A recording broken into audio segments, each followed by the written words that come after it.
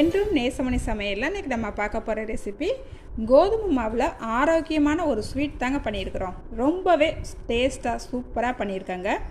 ஒரு தடவை இந்த ஸ்வீட் பண்ணி வச்சுக்கிட்டா போதுங்க, 10-20 நாளைக்கு கூட வச்சு சாப்பிட்லாங்க. அவ்வளோ டேஸ்ட்டாக இருக்குங்க. இன்றைக்கி பிறந்தநாள் மட்டும் திருமண நாள் கொண்டாடுற எல்லோருக்குமே என்னுடைய வாழ்த்துக்கள். இப்போ வாங்க நம்ம ரெசிபி எப்படி பண்ணலான்னு பாத்திரம் அடுப்பில் வச்சுருக்கேங்க. இதில் நம்ம மாவெடுத்த கப்புக்கே 1 கப் வெல்லம் எடுத்துருக்கிறேன். இப்போ இந்த வெல்லத்தை சேர்த்துக்கலாம். கொஞ்சம் நல்லா பொடிசாக தட்டிட்டு சேர்த்துக்குங்க. அந்த கப்லேயே ஒரு 1/4 கப் தண்ணி சேர்த்துக்கலாங்க. வெல்லத்தை நல்லா கரைச்சி எடுத்துக்கலாங்க. கரைஞ்சி வந்தாலே போதும்.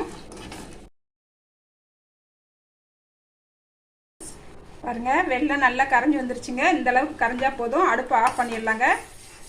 வெல்லத்தை நல்லா ஆற விட்டுறலாம். இப்போ இந்த கப்புக்கு 2 கப் கோதுமை மாவு எடுத்துக்கலாம். அதே கப்பில் 1/4 கப் ரவை சேர்த்துக்கலாங்க. பாருங்க, கொஞ்சமாக கருப்பு எள்ளு சேர்த்துக்கலாங்க. உங்ககிட்ட வெள்ளை கலர் எள்ளு இருந்தாலும் வெள்ளை எள்ளு கூட சேர்த்துக்குங்க. ஒரு 1/4 ஸ்பூனுக்கு ஏலக்காய் பொடி சேர்த்துக்கலாம். 1/4 கப் நெய் எடுத்துருக்கேங்க. இதையுமே இதில் சேர்த்துக்கலாம். நெய் தாங்க சேர்க்கணும். ஆயில் எது நம்ம சேர்த்தாலும் கூட இந்த நெய் சேர்க்குற டேஸ்ட் இருக்காதுங்க. மிஸ் பண்ணாமல் இந்த நெய் சேர்த்துக்குங்க. பாருங்கள், நெய் சேர்த்தா பிறகு நல்லா கலந்து விட்டுக்கலாம் அந்த மாவை.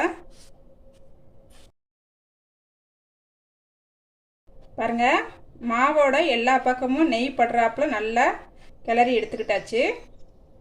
இப்போ பாருங்கள், மாவை இப்படி பிடிச்சா இப்படி வரணுங்க. உதுத்து விட்டா இப்படி உடஞ்சிடணும். இதுதாங்க சரியான பக்குவம். பாருங்க, இந்த மாவோடையவும் ஒரு 1/4 கப் தேங்காய் துருவல் சேர்த்துக்கலாம். நல்லா கலந்து விட்டுக்கலாம். மாவோட எல்லா பக்கமும் படுறாப்புல. வெல்லத்தை நல்லா வடிகட்டி எடுத்து வச்சுக்கிட்டு நல்லா ஆறிடுச்சு. இப்போ இந்த வெல்லத்தை கொஞ்சம் கொஞ்சமாக ஊற்றி மாவை நல்லா பிசைஞ்சிக்கலாங்க. கொஞ்சம் கொஞ்சமாக சேர்த்துக்குங்க. எவ்வளோ பிடிக்குன்னு தெரியாது நம்மளுக்கு. ஒவ்வொரு மாவு ஒவ்வொரு மாதிரி பிடிக்கும். அதனால் கொஞ்சம் கொஞ்சமாக சேர்த்துக்குங்க.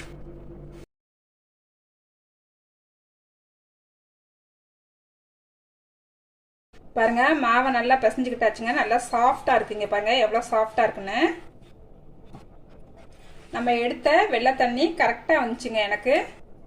உங்களுக்கு ஒருவேளை வெள்ளை தண்ணி பத்தலைன்னா ஒரு 2 ஸ்பூனுக்கு தண்ணி ஊற்றி சாதாரண தண்ணி ஊற்றியே பிசைஞ்சுக்குங்க. இப்போ இந்த மாவை ஒரு 3 பகுதியாக பிரிச்சுக்கலாங்க.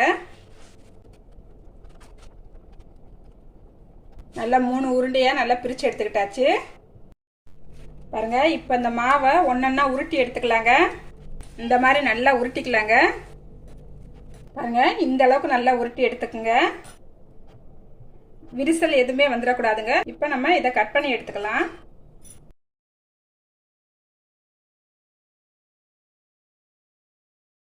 நல்லா இந்த மாதிரி கட் பண்ணி எடுத்துக்கலாங்க. தடிமன் இந்த அளவுக்கு தடிமன் இருந்தால் போதும்.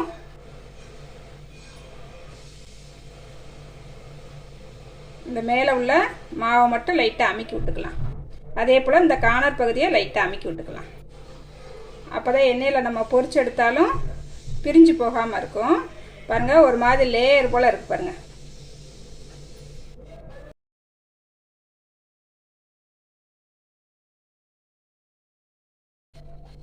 பாருங்கள், இது போல் எல்லா மாவுலையும் கட் பண்ணி எடுத்துக்கிறேங்க.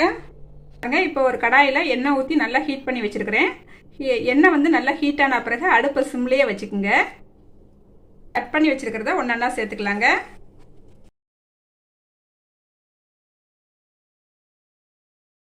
நம்ம போட்டு ஒரு நிமிஷம் கழிச்சு தான் திருப்பி போட்டிருக்கேன்.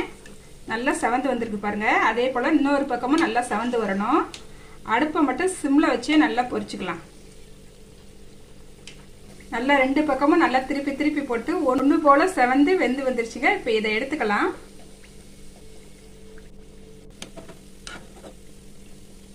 இது போல் நான் எல்லாத்தையும் பொரிச்சு எடுத்துக்கிறேன். பாருங்கள், நம்மளுக்கு ஸ்வீட் ரெசிபி சூப்பராக ரெடி ஆயிடுச்சுங்க. நல்லா மொறுன்னு இருக்கு பாருங்க. இங்கே பாருங்க, அப்படியே செம்மையாக இருக்குது. சூடாக எடுக்கும் போது கொஞ்சம் மொறுமொறுப்பு தன்மை கம்மியாக தான் இருக்கும். அப்படியே ஆறுனவரனே பார்த்தீங்கன்னா அப்படியே மொறுன்னு இருக்குங்க. இங்கே பாருங்கள், வாவ் எல்லாம் சாஃப்டாக இருக்குது பாருங்கள். மேலே ஃபுல்லாக மொறுமொருன்ட்டு உள்ளே நல்லா சாஃப்டாக. இந்த ஸ்வீட் சாப்பிட்றதுக்கு ரொம்ப டேஸ்ட்டாக இருக்குங்க. எண்ணெயுமே அவ்வளோவா குடிக்கலைங்க, ஒரு பொட்டு எண்ணெய் குடிக்கலை. அப்படியே நம்ம ஊற்றின எண்ணெய் ஃபுல்லாக அப்படியே தான் இருக்குது. இது போல் நீங்களும் உங்கள் வீட்டில் ஒரு தடவை ட்ரை பண்ணி பாருங்கள். ட்ரை பண்ணிவிட்டு எப்படி வந்துச்சுன்னு கமெண்ட்டில் சொல்லுங்கள். லைக் பண்ணுங்கள், ஷேர் பண்ணுங்கள். மறக்காமல் வீடியோ பார்க்குற எல்லோருமே என்னோடய சேனலை சப்ஸ்கிரைப் பண்ணிக்கங்க. பாய். அடுத்த ஒரு ரெசிபியில் பார்க்கலாங்க.